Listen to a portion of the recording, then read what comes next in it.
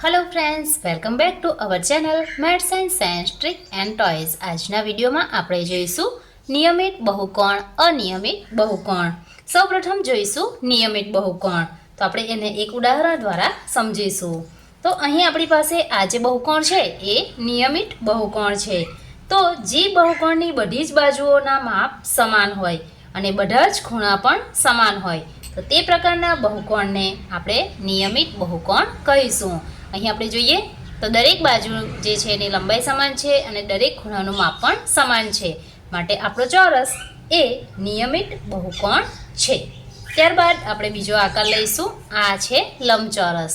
તો અહીં લંબચોરસ જે છે એમાં બધી જ બાજુઓની લંબાઈ સમાન નથી, માટે આપણે તેને અનિયમિત બહુકોણ કહીશું।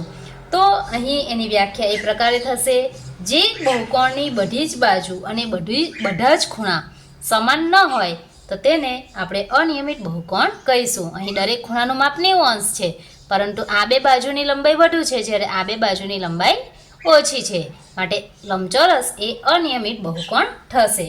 ત્યારબાદ બીજો એક આકાર લઈશું આપણે સમબાજુ ત્રિકોણ। તો આ નિયમિત બહુકોણ છે, અનિયમિત બહુકોણ, અનિયમિત બહુકોણ, આ નિયમિત બહુકોણ, આ પણ નિયમિત બહુકોણ છે, નિયમિત બહુકોણ, અનિયમિત બહુકોણ, અનિયમિત બહુકોણ આવશે। ત્યારબાદ આ પણ અનિયમિત બહુકોણ આવશે।